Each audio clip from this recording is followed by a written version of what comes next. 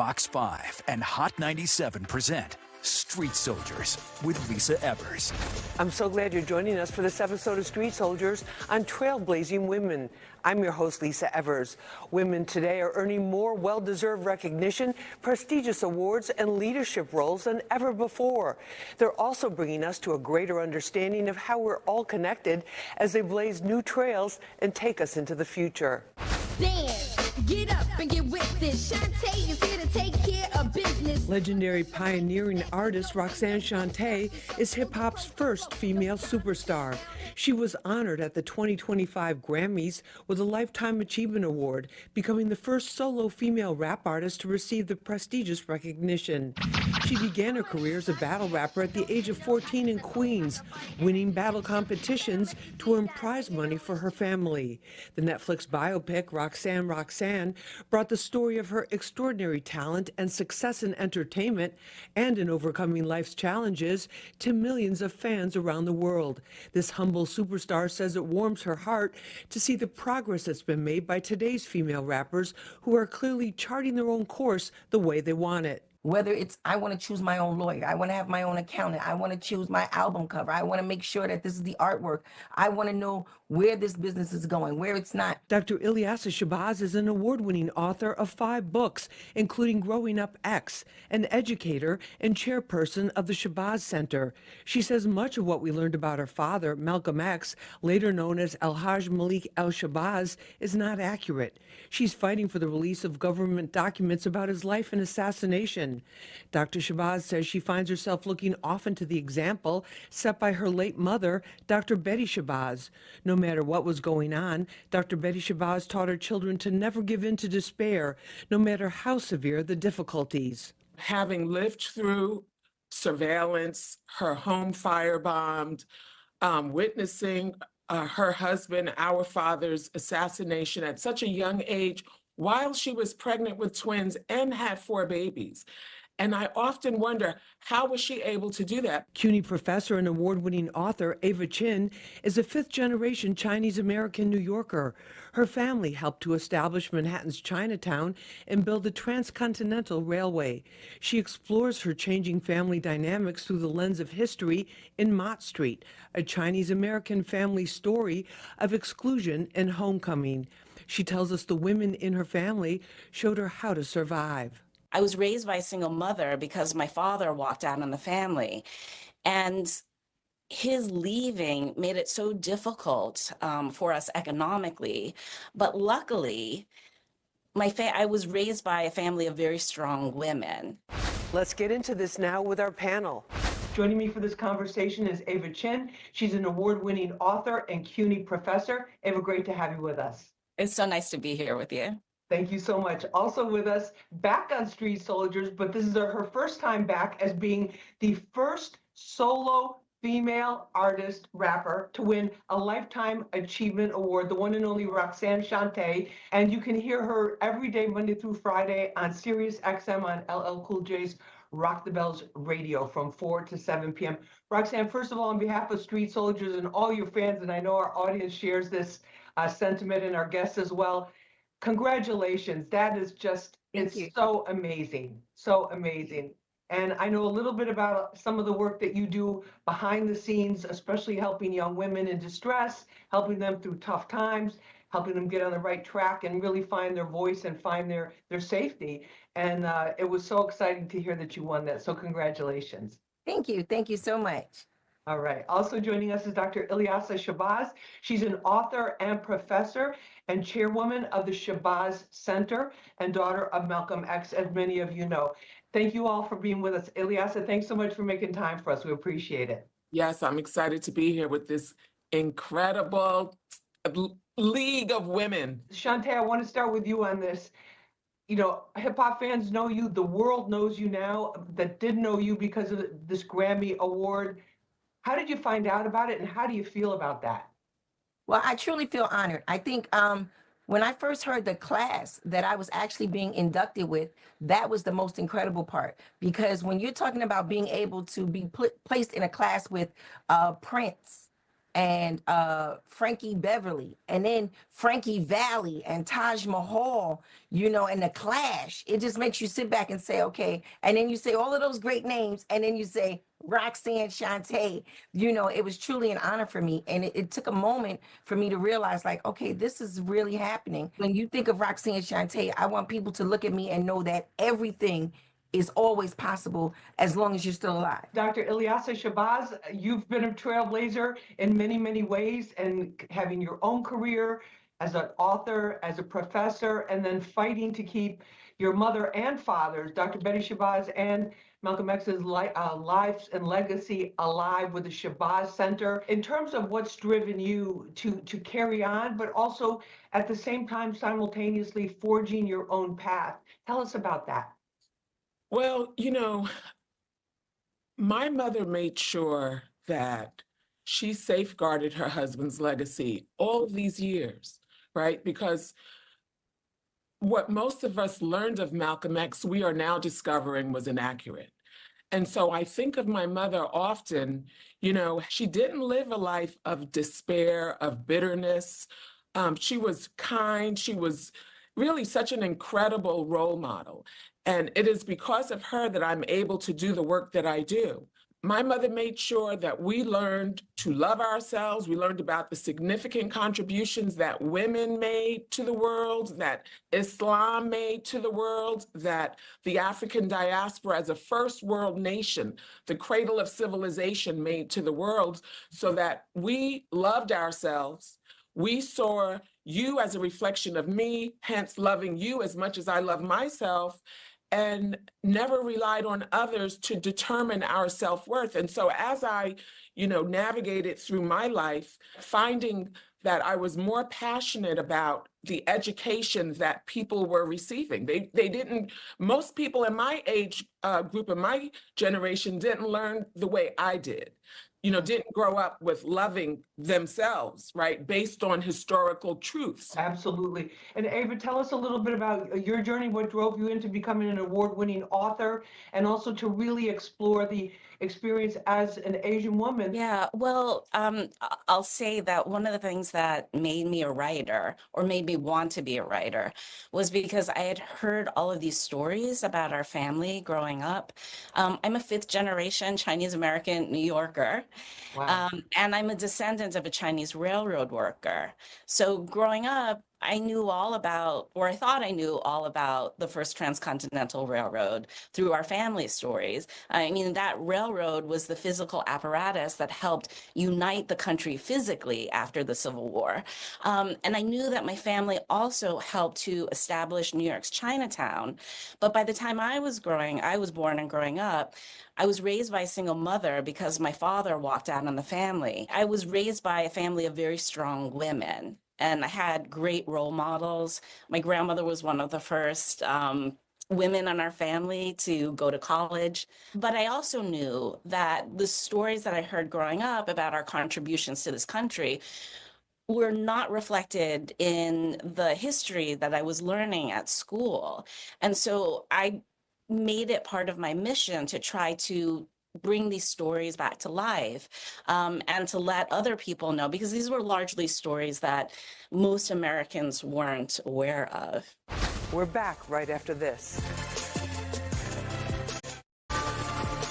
Hey, what were some of the turning points in your career where you realized early on, wait a minute, I have to take control of what's happening to me? Give us a turning point that comes to mind. I think the turning point for me was when I sat back and started understanding that hip hop was truly a business, that this was not something that we're just going from the parks, that it's not going just from making records in somebody's bedroom, that now this is getting ready to go into the boardroom. And having that understanding, I remember one day just saying, okay, look, I need to learn about publishing. I need to learn about writers. I need to know what's going on. What is a royalty check? And this was already well into my career where no one felt the need to educate me on these things. So I took it upon myself to find out what these things are, to go and register with ASCAP.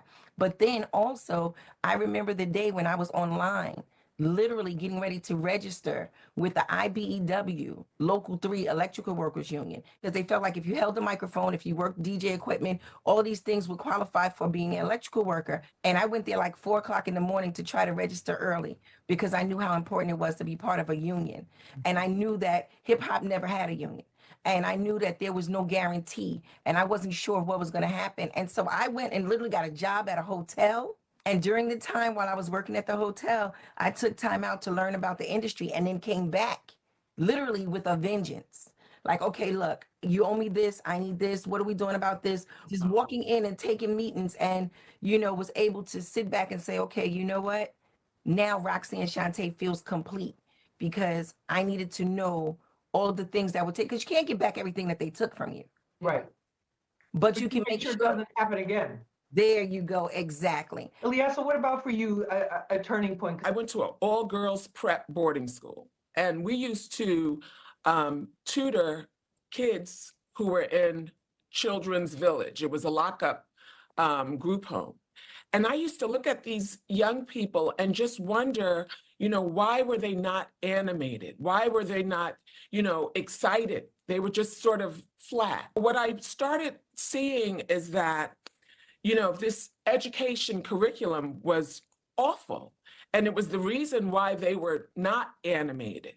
It was the reason why they lacked the ability to know that they were worthy of love, that they were worthy of a quality education, that they were worthy to participate in mainstream society. And so I began writing my books, which are also award-winning scholastic books. So it was so important that we understand that Black history is American history, and that American history is also Latin American history, Native American history, Asian American history, that our history books and our education curriculum for our children are not complete unless pictures and stories of everyone is included on those textbooks. Ava, I see you nodding your head, and I'm sure there's parallels that you see with the Asian culture as well. Oh, absolutely. I mean, I think that, it's so important that these histories are taught, and also the histories of the ways in which so many of us are interconnected and linked. When I went back and I looked at this history, I realized that so much of Asian American history goes back to the era of Reconstruction. One of the things I tried to talk to other Asian Americans about is the ways in which the plight of Chinese Americans from the 19th century was really connected to the ways in which other people were oppressed, right? Because the people in power worked hand in hand with each other. So anyway, so these histories are incredibly important. Other thing I wanted to say is that I was friends with Yuri Kuchiyama, and the education that was happening, the ways that the community came together in Harlem and taught each other information that was not taught, that should have been taught in schools.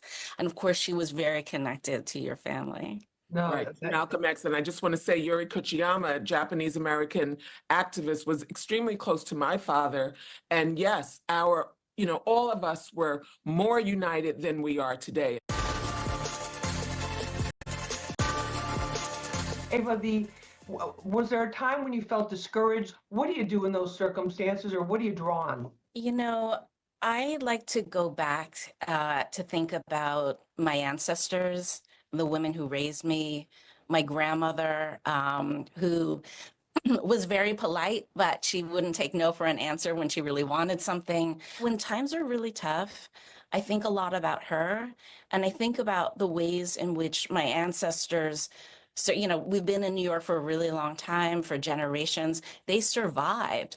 The other thing I think about a lot is in moments where I really feel very isolated, or I feel that we are so divided as a country, I think about the ways in which I have family members who did a lot of hidden work, where they reached out outside of the community, outside of the Asian American community, and they worked with other New Yorkers when there were pogrom victims that were, fleeing the western part of Russia, I had family members who lent a hand across to their Jewish neighbors across the Lower East Side. But they also worked with, Black ministers in Harlem, Irish pastors in Brooklyn, to really speak out against injustices that they saw. So the times in which I feel really sad and alone, I think back upon the ways in which the communities actually work together with other communities. And I hope that that is the kind of thing that we can see more going forward. Ilyasa, what about you? I want you to share with our audience what you shared with me years ago, which I never, ever forgot. I asked you once, how could your mother, there she was in that Audubon ballroom 60 years ago, pregnant with your sisters there, and seeing her husband gunned down right in front of her, sitting there, this horrific scene. How did she come back from that and raise such a beautiful family? Or what was her mindset? And please share that with everybody. She used to always say, Ilyasa, find the good and praise it, right? And it was learning from the challenges, the lesson in it, rather than, gloom, all of the things that can pull you down. And much like Ava, when I found myself in a challenging space, I always thought about my ancestors. Roxanne, what about that? We've been talking so much the last several years about hip hop history because of the 50th anniversary. But if we really broaden it out to talking about women and women entertainers in the music industry, there's a long legacy there and a huge evolution. Absolutely, it is. And when we were discussing the fact of what do we do when we're feeling bad? What do we do when we get to that point? I sat here and I listened to both of the sisters discussing the fact that they go back to the ancestors, but I myself went through the foster care system. I was on my own in the streets for a very long time at a very, very young age. So because of that, I didn't have that to tap into. I'm going to be perfectly honest with you. When I have a bad moment, when I get to that point, I get chicken livers. Like, I just have to have some chicken livers. I'm being I thought you were going to say a tequila shot or something.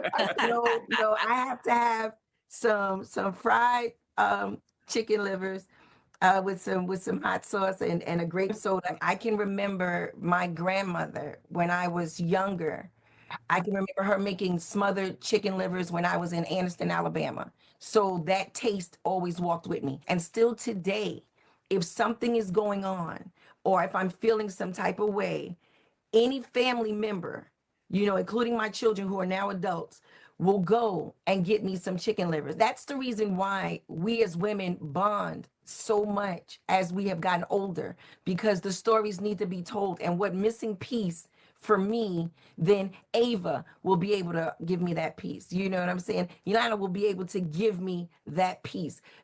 And then for me, I'll be able to give y'all some chicken livers. Now, the thing about it is we'll be able to walk away and feel absolutely great, because we understand that as women, sometimes the only thing that we can depend on to make us feel better is us. Roxanne Shante, a lot of people get stuck on this wrong that was done to them, like when they were kids, or like they hold on to these grudges and it just becomes a defining thing of like their present experience. How did you not let that turn you bitter? Because I survived it. Think about all the people who don't survive the same exact things that you went through. Right. Everybody gets into things, but how many people get through things? So if you've made it to this side and it is now, if that was yesterday, that was yesterday's. You can't feel today's pain physically from yesterday. So why carry it mentally? You survived it. That's right. No, absolutely. And Ilyasa, how important is that for moving forward, and also for us to understand what other people in the past went through and achieved? And that was the saying that my mother referenced, find the good and praise it. Right. Because for my mother to endure the challenges that she endured, she had to focus on the lesson that she learned, right? Rather than stay in that painful space. Right. And that's what Roxanne is saying, and that is what Ava is saying. Find the good and praise it. Find the good and praise it. I love that. I love that. Ava, final word from you about just in terms of not holding on to the wrongs that have been done in the past. There's a lot that we can't control, right? And we can't control the way that people treat us.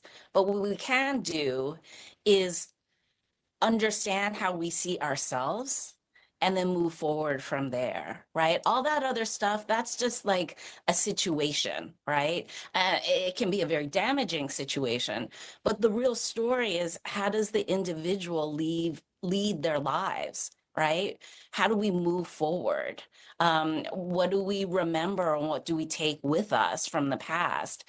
And how does that help us to see new things in our current situation? Thanks for joining us for this episode of Street Soldiers on Trailblazing Women. You can watch it again on our Fox 5 NY YouTube page and the Fox Local app. Remember, use your mind, it's your best weapon. I'm Lisa Evers. Let's push for peace, love, and justice for all.